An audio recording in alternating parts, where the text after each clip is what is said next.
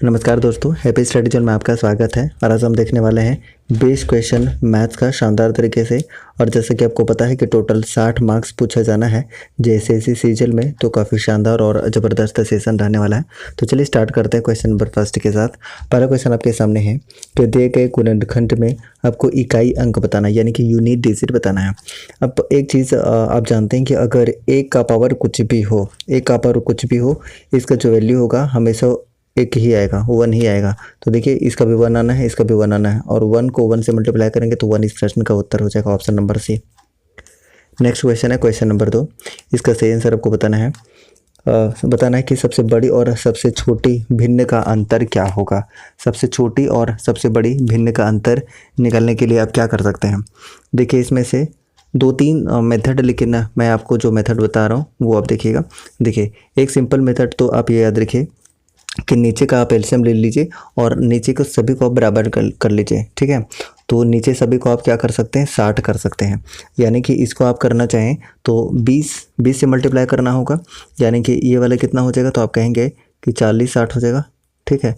इसको अगर आप बनाना चाहते हैं तो 15 से गुना करना होगा 4 को 60 बनाने के लिए, तो ये कितना हो जाएगा, 45-60 हो जाएगा, राइट। इसको बनाने के लिए कितना से गुना करेंगे, तो 12 से गुना करेंगे, 12-25-60, यानी कि 12-4-48-60 हो जाएगा, राइट। और अगर आप इसे बनाना चाहते हैं 60 तो 10 से मल्टीप्लाई करेंगे, ये कितना हो जाएगा, 50-60 हो जाएगा, यही होगा। अब खुद देखिए कि इसमें सबसे बड़ी संख्या कौन सी है। तो देखिए 50/60 सबसे बड़ी संख्या आपको देखने को मिल रहा है, तो 50/60 इधर हो गया आपका एक, राइट। और दूसरी तरफ अगर आप देखें तो सबसे छोटा आपको कौन सा मिल रहा है, तो आप कहेंगे कि 40/60 हो जाएगा, यही होगा। इसको सॉल्व कर रहे होंगे तो 60 इसका एलसीएम हो जाएगा, 50 में से 40 जाएगा, 10 बचेगा और ये कैंसिल हो जाएगा, तो 1/6 इस प्रश्न का उत्तर हो जाएगा। मैंने बताया कि बहुत सारे मेथड है, जो आपको अच्छा लगता है वैसे आप बना सकते हैं। खुद भी कोशिश करें कि इसको कैसे बना सकते हैं। नेक्स्ट क्वेश्चन है, बस इसमें कैलकुलेशन करना है, ठीक है। आपको कैलकुलेशन करना है और इसका आंसर बताना है। तो बच्चों वाला क्वेश्चन है, इसको सॉल्व करिए। तो सबसे पहले क्या होगा कि इसका एलसीएम आपको देखने को मिल जाएगा, कितना आपको मिल जाएगा, 210 एलसीएम मिल जाएगा, 7, 5, 2, 3, ठीक है। ये आपको एलसीएम मिल जाएगा जो कि कितना है, 210 है। तो ये आपको एलसीएम मिल जाएगा, बस सॉल्व करिए। तो यहाँ 15 है, तो कितना हो जाएगा बताइए, 5 या 15, 14 को 3 से गुना करिए, 14 × 42, मतलब 14 × 42 हो गया। और उसके बाद नीचे कितना है, ये देखिए 14 है, इसका मतलब 7 दूनी 14, तो बच्चा कितना, 15 को 13 से मल्टीप्लाई कीजिए, कितना हो जाएगा, तो 195 हो जाएगा, राइट, 195 हो जाएगा, ठीक है। ये देखिए बीच में माइनस है तो आप माइनस दे लीजिए। उसके बाद आपके पास एक केस है, 7 21 5 दूनी 10, कितना हो गया, 190 हो गया, तो यहाँ आप 190 कर सकते हैं, राइट। उसके बाद प्लस हो जाएगा, 7 × 5 = 35, तो 3 दूनी 6, 6 से गुना करेंगे तो कितना हो जाएगा, 186, ठीक है। उसके बाद फिर क्या है, फिर माइनस है, ये देखिए फिर माइनस है। फिर 30 लाने के लिए तो 6 × 5 = 30, ये 7 से मल्टीप्लाई करेंगे तो विल गेट व्हाट, 161, ठीक है। तो कैलकुलेट कीजिए आप, जब इधर जोड़ लेंगे, ये माइनस वाला को एक साथ जोड़ लीजिए और ये सारे एक साथ जोड़ लीजिए, कितना आ जाएगा। तो जोड़ने के बाद आपको 423 ये देखने को मिल रहा है, और माइनस वाला जोड़ेंगे तो 351 आपको ये देखने को मिल रहा है, और नीचे आपका कितना है, 210 है, ठीक है। जब आप इसको कैलकुलेट करेंगे यानी कि घटाएंगे तो आपको मिलेगा 72/210 मिल जाएगा, 210। कैंसिल कीजिए 6 से 12 बार में, 6 से कितना बार में, 35 बार में, ठीक है। ये 12 बार में और ये 35 बार में, तो 12/35 इस प्रश्न का उत्तर हो जाएगा। कौन सा ऑप्शन है, डी ऑप्शन सही आंसर हो जाएगा, ऑप्शन नंबर डी। अब देखिए ये काफ़ी इजी क्वेश्चन है, देखिएगा ज़रा। आपको बताना है कि 300 से 500 के बीच की संख्याएं बताएं जो 6, 8, 10 और 12 से पूर्ण रूप से विभाजित हो। तो ऐसे क्वेश्चन जब भी आपको मिल जाते हैं तो क्या करेंगे कि सबसे पहले आप इसका एलसीएम ले लीजिए। तो 2 का मैक्सिमम मल्टीपल 8, 3 और 5, तो 8 × 25 = 40, 120, 120 का ये मल्टीपल होगा, 120 का मल्टीपल मतलब 12 का मल्टीपल, 12 × 3 = 36, ऑप्शन नंबर डी इस प्रश्न का उत्तर हो जाएगा, ठीक है। तो ये ऐसे अप्रोच रखेंगे तो आप जल्दी बना सकते हैं, तो डी ऑप्शन इसका सही आंसर हो जाएगा। नेक्स्ट क्वेश्चन है क्वेश्चन नंबर 5, इसका आंसर करने की कोशिश करें। देखिए किसी मिश्र धातु में 15% चांदी है। मिश्र धातु के किसी भार में यदि 51 ग्राम चांदी है तो दूसरे धातु की मात्रा क्या होगी। देखिए ये भी काफ़ी इजी क्वेश्चन है। अब देखिए चांदी का परसेंटेज दिया हुआ है और ये ग्राम में भी दिया हुआ है, यानी ये कहना चाह रहा है कि 15% का वैल्यू जो है वो 51 दिया हुआ है, 51 ग्राम दिया हुआ है, राइट। और जो अन्य है वो कितना होगा, तो आप कहेंगे कि 85 हुआ। तो यही 85 का ये वैल्यू पूछ रहा है, बस आप निकाल लीजिए। तो 85 डिवाइडेड बाई 15 कैलकुलेट करिए तो आप 5 से काट सकते हैं, 17 × 5 = 85, और इसको 5 से काटे तो कितना बार में, 3 बार में, और ये 17 × 3 = 51। तो 17 को 17 से मल्टीप्लाई करेंगे तो 17 का स्क्वायर कितना होता है, 289 ग्राम, राइट। तो ऑप्शन नंबर डी इस प्रश्न का उत्तर हो जाएगा। नेक्स्ट क्वेश्चन है क्वेश्चन नंबर 6। एक वस्तु 20% की हानि से 24 रुपये में बेची जाती है। 20% लाभ प्राप्त करने के लिए उसका विक्रय मूल्य कितना होना चाहिए, ये आपको बताना है। देखिए इसका एक शानदार अप्रोच आपके पास होना चाहिए कि ये 20% हानि हुई है, यानी कि 80% का वैल्यू जो है वो कितना दिया हुआ है, तो आप कहेंगे ये 2400 दिया हुआ है। निकालना क्या है, 20% लाभ, यानी कि 120% का वैल्यू निकालना है, बस आप निकाल लीजिए। तो 120 ऊपर हो जाएगा और 80 आपका नीचे हो जाएगा, कैंसिल कर लीजिए। तो ये 0 ये 0, 8 × 3 = 24 30, ठीक है, 12 × 3 = 36, 360 में 1 0, यानी कि 3600 इस प्रश्न का उत्तर होगा। बी ऑप्शन इसका सही आंसर होगा। नेक्स्ट क्वेश्चन का उत्तर करने की कोशिश करेगा कि एक प्रकाशक ने पुस्तक के उत्पादन लागत का 30% जोड़कर पुस्तक का विक्रय मूल्य कितना बना दिया, तो 260 रुपया तय कर दिया, ठीक है। हालांकि वह पुस्तक बेचने के लिए विक्रय मूल्य पर 12% की छूट देता है। अब लाभ प्रतिशत क्या होगा ये आपको बताना है। तो देखिए बहुत ईजी है, समझिए। 30% जोड़ने के बाद वो कितना तय किया है, यानी कि 260 किया है, यानी कि 130 का जो वैल्यू है वो 260 के बराबर है। तो इससे क्या होगा कि 100% फाइंड आउट करके आप सीपी पता कर लेंगे कि एक्चुअली में इसका सीपी क्या रहा था। तो देखिए 13 दूनी 26, यानी कि 200 रुपये इसका सीपी रहा था, ठीक है। 200 रुपये में ये ख़रीदा था, इतना क्लियर हो गया। सीपी कितना निकल के आ गया, तो सीपी आपके पास 200 निकल के आ गया, ठीक है। चलिए आगे देखते हैं। आगे क्या है कि हालांकि वह पुस्तक बेचने के लिए विक्रय मूल्य पर कितना 12% की छूट देता है, मतलब बेचता कितना में है, तो 88% में बेच देता है, यानी कि 260 का आप क्या करिए 88% आप निकाल लीजिए, ठीक है। तो जब आप 88% निकाल रहे होंगे तो ये 0 से ये 0 और मत काटिए आप, बस कैलकुलेट कर लीजिए तो कितना मिलेगा 228.8। ये वाला 10 को भी हम ये कर लेंगे तो दशमलव हो जाएगा एक अंक के बाद। इतना क्लियर हो गया। अब ये इसका एसपी हो गया, जितना में वो वस्तु को बेच दिया। ख़रीदा में कितना में, तो 200 रुपये में ख़रीदा, और बेचा कितना में, तो 228.8 रुपये में बेच दिया। क्लियर है। लाभ कितना होगा, तो आप कहेंगे कि 28.8, क्योंकि 200 इसमें माइनस कर देंगे ना, सीपी को माइनस कर देंगे तो विल गेट 28.8, ठीक है।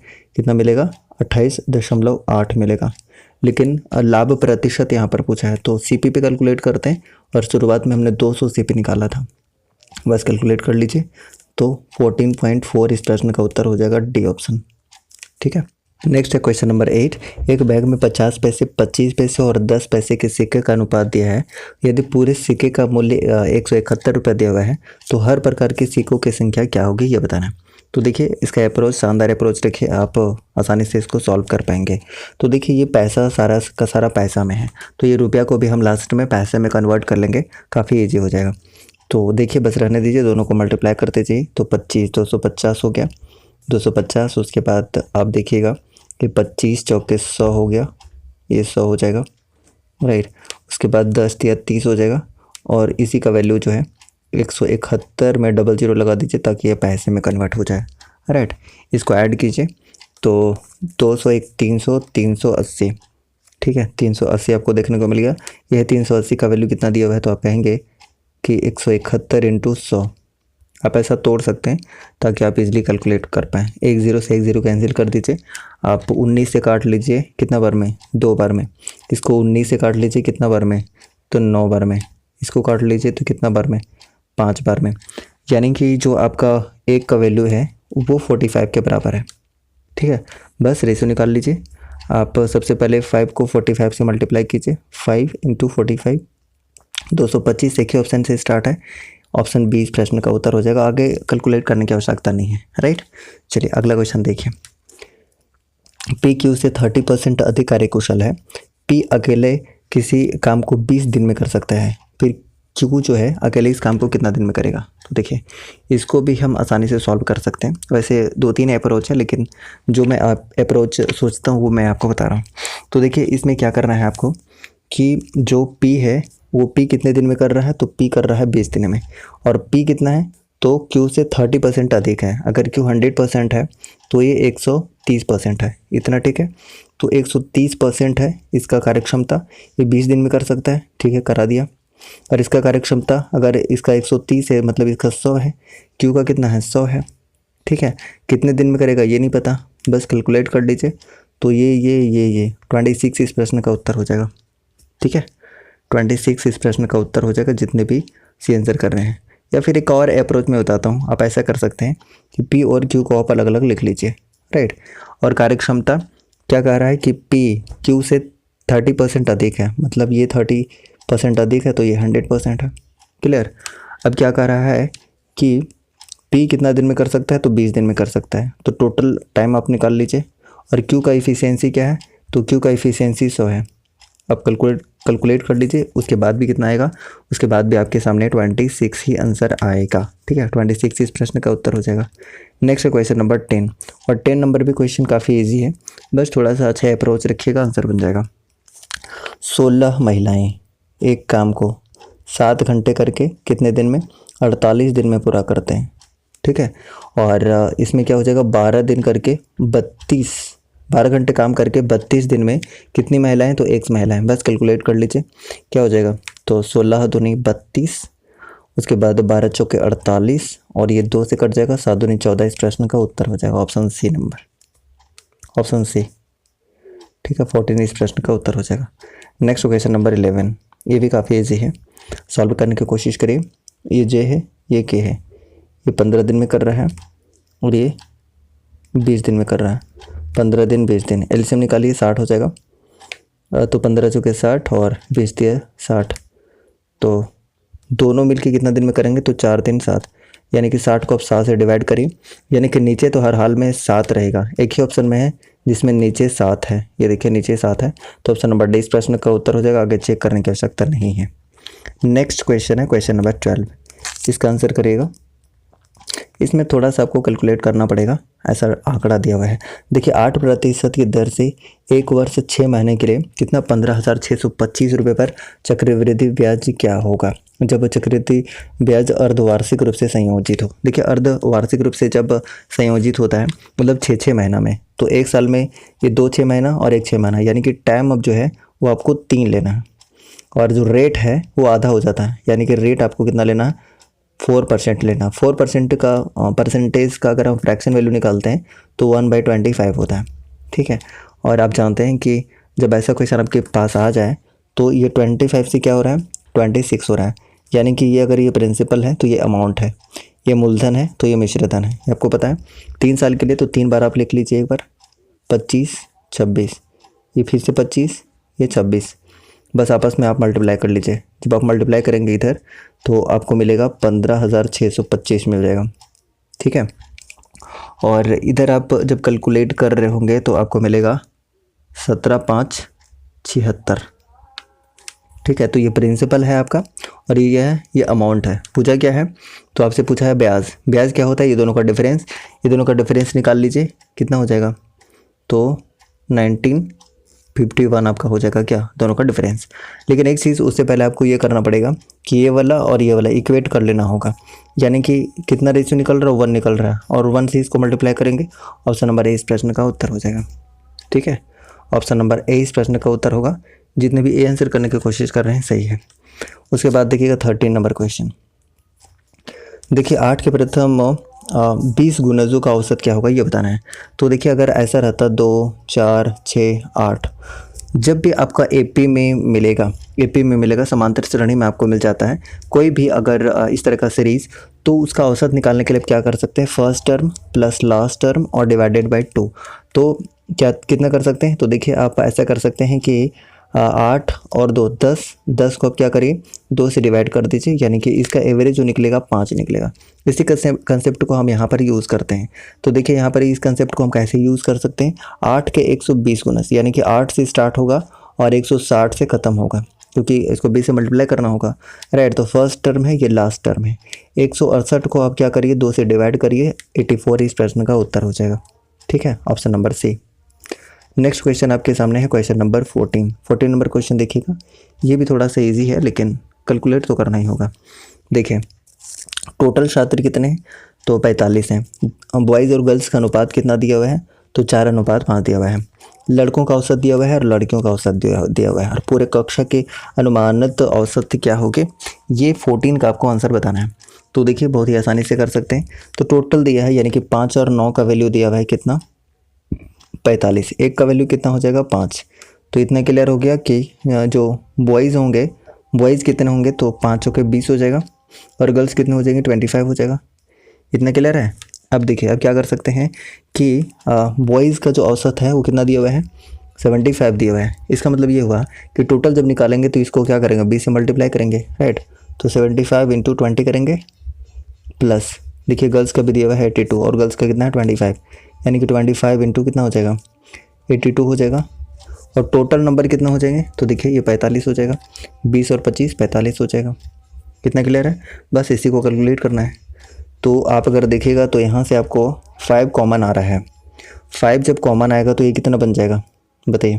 5 अगर हम कॉमन लेना चाहें तो आप देखिएगा कि जो 75 है वो 15 बन जाएगा, ठीक है। उसके बाद ये आप करेंगे तो 82 है ना, ये 82 है। फिर से यहाँ आप से 5 कॉमन लेंगे तो ये 5 हो जाएगा, और ये वाला 5 ये 5 यहाँ से क्या हो जाएगा बताइए, कैंसिल हो जाएगा, ये 9 हो जाएगा, ठीक है। कैलकुलेशन वैसे कर सकते हैं आप, लेकिन मैं स्मार्ट अप्रोच बताने की कोशिश कर रहा हूँ। तो ये 15 दूनी 30 यानी कि 300 हो गया, ठीक है। और इधर आप देख लीजिए कितना हो जाएगा, तो आप कहेंगे ये आपका हो जाएगा 410 हो जाएगा, और ये 9 तो है ही। बस कैलकुलेट करिए, तो उससे पहले इसको ऐड करना होगा, यानी कि 710 डिवाइडेड बाई 9। जब आप इसे कैलकुलेट कर रहे होंगे तो आपको मिल जाएगा 78.88, यानी कि ये 90 के अप्रोक्स में आप इसको मान सकते हैं। ऐसा कौन सा ऑप्शन देखने को मिल रहा है, सी ऑप्शन आपको देखने को मिल रहा है, ये लीजिए सी ऑप्शन, और सी ऑप्शन इस प्रश्न का उत्तर हो जाएगा, राइट।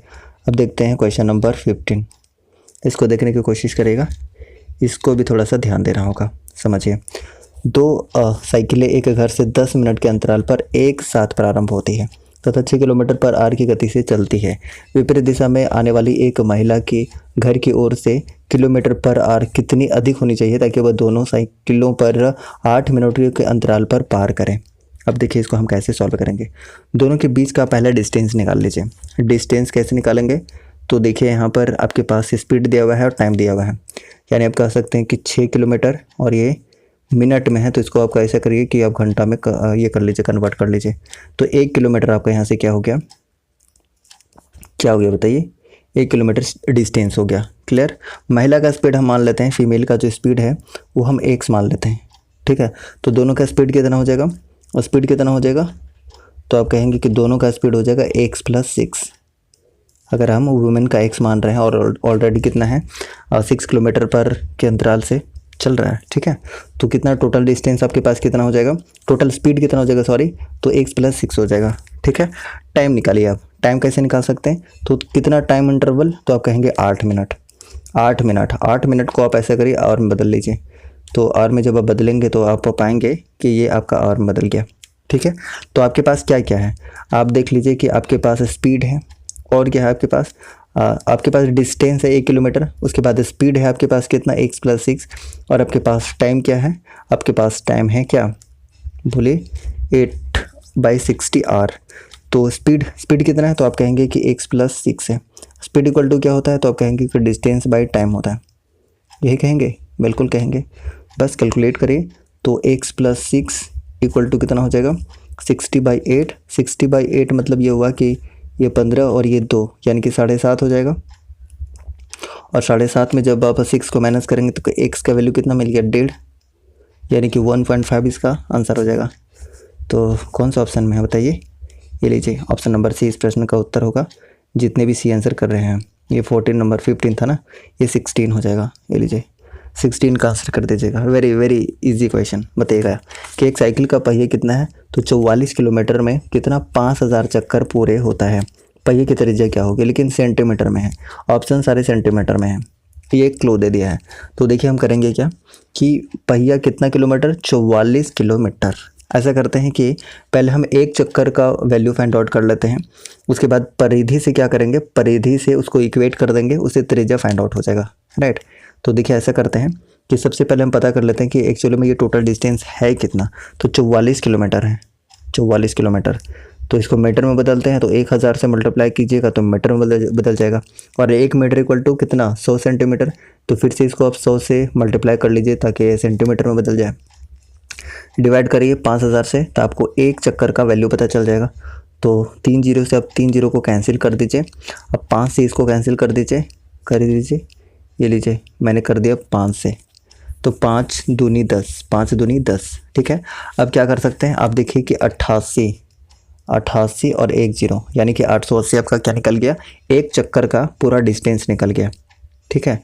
ये जो पहिया है उसका यहाँ से शुरू करिए और यहाँ तक का डिस्टेंस जो निकल के आ गया आपके पास वो 880 निकल के आ गया, यानी कि आपके सामने परिधि निकल के आ गया। परिधि मतलब 2 पाई आर, पाई का वैल्यू 22/7, ठीक है, 2 पाई आर। और इसी का वैल्यू आपके पास कितना दिया हुआ है, तो आपके पास दिया हुआ है कितना, 880। बस कैलकुलेट करिए कितना बार में, तो आप कहेंगे कि ये 4 बार में 40, फिर 2 से काटिए तो 20 और 7 दूनी 14, 140 इस प्रश्न का उत्तर हो जाएगा। ऑप्शन नंबर क्या, ए इस प्रश्न का उत्तर है। नेक्स्ट क्वेश्चन है क्वेश्चन नंबर 17 का आंसर करने की कोशिश करेगा। और देखिएगा ज़रा, एक घन और एक गोले की ऊंचाई समान है, मतलब आप ये कह सकते हैं ये घन है और ये गोला, दोनों का ऊंचाई जो है वो समान है। अगर ये ए है तो ये भी ए है, ऐसा ही कह रहा है।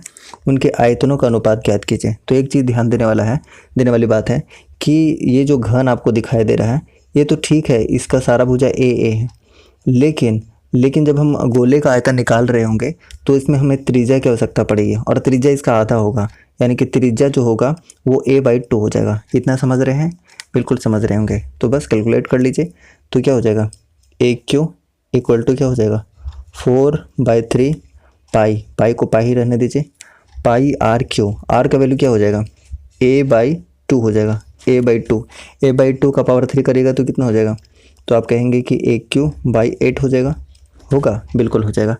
बस इसको काटिए, ये 2 से कैंसिल हो जाएगा, ये दोनों कैंसिल हो जाएगा, तो 3 दूनी 6 अनुपात पाई इस प्रश्न का उत्तर हो जाएगा, 6 अनुपात पाई। ये लीजिए ऑप्शन ए ही इस प्रश्न का उत्तर है, ठीक है। चलिए नेक्स्ट देखते हैं क्वेश्चन नंबर 18। थीटा का वैल्यू पता करना है। देखिए इसको तो आप कैलकुलेट कर ही सकते हैं, लेकिन ऐसा करिए कि आप वैल्यू को पुट करके देखिए, ऐसे आसान हो जाएगा। तो करते हैं, पुट करके देखते हैं, अगर सेटिस्फाई करता है इसका मतलब वैल्यू सही है। तो चलिए चेक करते हैं। तो सबसे पहले आपको कोस थीटा का वैल्यू कितना हो जाएगा, 1/√3 √2, ठीक है। उसके बाद फिर क्या हो जाएगा, 1/√2 फिर से क्या हो जाएगा, सेम वैल्यू पुट करिए, 1/√2 1 + 1/√2, इतना क्लियर है। बस इसको कैलकुलेट करिए तो कितना हो जाएगा, 1/√2, ये वाला √2 ऊपर चला जाएगा और नीचे जब आप कैलकुलेट करेंगे तो कितना हो जाएगा, √2 - 1 हो जाएगा, ये माइनस से माइनस ही रहेगा। और आगे हम क्या कर सकते हैं, तो आगे हम ऐसा कर सकते हैं कि ये 1/√2 रहेगा, उसको ऊपर ले जाते हैं और ये कितना हो जाएगा, तो √2 + 1 हो जाएगा। अब यहाँ से और क्या आसानी हो सकता है कि ये वाला √2 ये √2 कैंसिल हो जाएगा। मतलब अगर ये दोनों का आप एलसीएम लें तो देखिए a + b × a - b है, तो a² - b² करेंगे तो 2 - 1 हो जाएगा। समझ रहे होंगे।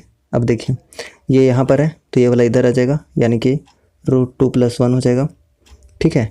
माइनस है तो बीच में माइनस ही देंगे। फिर देखिए यहाँ पर ये वाला तो ये वाला आ जाएगा, और माइनस जब अंदर जाएगा तो ये माइनस में हो जाएगा और ये प्लस में हो जाएगा, क्योंकि माइनस जब अंदर जाएगा तो साइन चेंज करेगा ना, ठीक है। तो ये प्लस में, ये है माइनस में, 1 और 1 2 आ रहा है, यानी कि ये सेटिस्फाई कर रहा है। इसका मतलब ये हुआ कि थीटा का जो वैल्यू निकल के आपके सामने आ रहा है वो 45 बिल्कुल सही है, यानी कि ये पूरी इक्वेशन को सेटिस्फाई कर रहा है।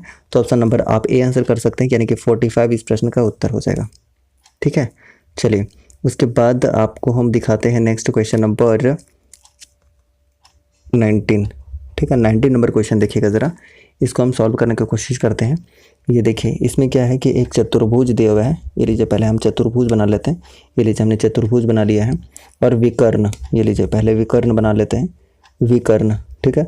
विकर्णों के बीच निर्मित होने वाला न्यून कोण कितना, देखिए सबसे पहले क्या है ना कि एक चतुर्भुज के विकर्ण चतुर्भुज के एक भुजा पर 25% झुके हुए हैं। ये लीजिए 25% पे झुका हुआ है, तो इसको भी 25% पे झुका देते हैं। चलिए ठीक है। विकर्णों के बीच निर्मित होने वाला न्यून कोण क्या होगा? तो देखिए अगर ये त्रिभुज है, आप ऐसा जानते हैं ना कि अगर कोई त्रिभुज है और इसका अगर एक भुजा बढ़ाया जाए तो ये वाला जो वैल्यू होता है ये दोनों के सम के बराबर होता है। तो अगर आप इसका वैल्यू निकालना चाहते हैं तो क्या करेंगे बताइए? तो 25 ये वाला कितना हो जाएगा 50, और 50 इस प्रश्न का उत्तर हो जाएगा, यानी ऑप्शन नंबर बी। ठीक है, चलिए नेक्स्ट है क्वेश्चन नंबर 20। और अगर सेशन आपको अच्छा लग रहा है तो एक लाइक कर दीजिएगा, ठीक है, दोस्तों के साथ शेयर भी कीजिए। अब देखिए काफ़ी इजी क्वेश्चन है, बताना है कि संख्या में 7 के अंकित मान और स्थानीय मान का योग क्या होगा, ये करना करके आपको बताना है। तो देखिए इसमें करेंगे क्या, अगर अंकित मान की बात करेगा तो इसका अंकित मान 7 होगा, और स्थानीय मान कैसे निकालते हैं, 7 के बाद कितना जीरो है, तो आप कहेंगे कि 5 जीरो है। 7 के बाद कितना जीरो है, 5 जीरो है, 5 जीरो है। 7 ऐड कर दीजिएगा तो बीच में 4 जीरो बचेगा। ठीक है, एक ही ऑप्शन दिख रहा है, ऑप्शन नंबर ए। जितने भी ए आंसर कर रहे हैं बिल्कुल सही है। इस तरीके से आज का सेशन हमने कंप्लीट कर लिया है। सेशन अच्छा लगा तो लाइक कर दीजिए, राइट, और शेयर भी कर दीजिएगा। मिलते हैं नेक्स्ट क्लास में, तब तक के लिए जय हिंद, बाय बाय।